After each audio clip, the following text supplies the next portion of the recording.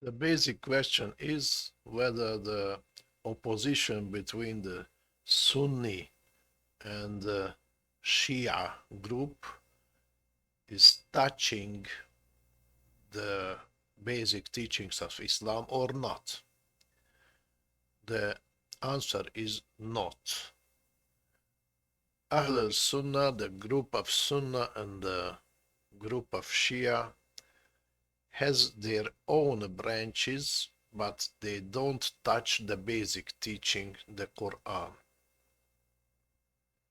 After the death of our Holy Prophet sallallahu alaihi wasallam, it was a dispute whether who will inherit his earthly mission, who will be the caliph. And there were people who said that the caliph or the earthly leader, Wali, should be the person who belongs to the household of our prophet. Very simply explaining, they are those who are called themselves Shia, Ahl al-Shia. The prophet had no sons. He had, but they died. He had daughters, and his daughters had sons. I mean, they were the grandsons of the prophet. And from this line, 12 generation of imams came into power or established their schools. These are the Shia schools. This is the main line. But the reality is much more complicated. To explain it briefly, it is the truth. There were also branches and other lines as well. The imams are those people in the Shia group who are both religious and political leaders. So they are those who have the real power, earthly power in their hand.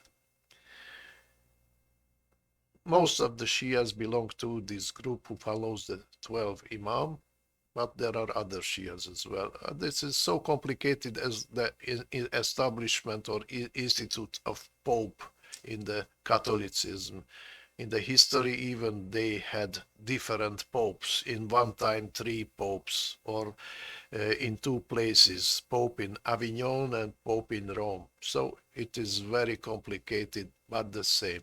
And as the imams are ma'asum, infallible, the Pope is infallible. So they consider it that way. The Sunnis, the group of Sunnah, they don't demand to be the leader part or a member of the prophet's household.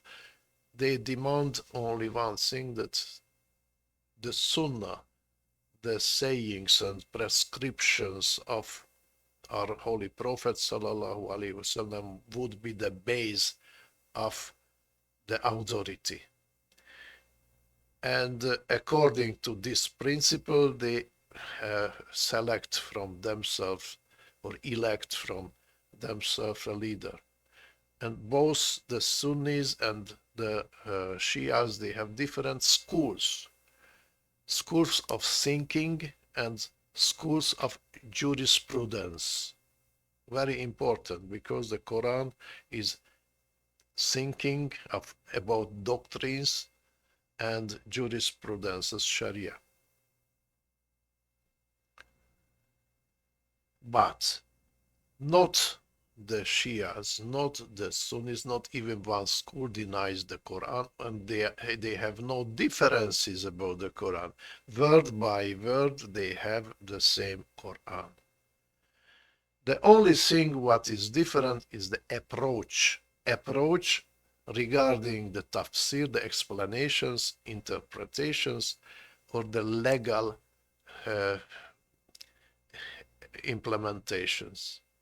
This is the today the politics is growing and increasing and developing the problems between the two groups in order to take advantage. But from the religious point of view, from the faith side, there is no difference. And we Muslims should know that there is no difference in our teachings. And all contradictions is manipulated. Wassalamu alaikum wa rahmatullahi ta'ala wa barakatuh.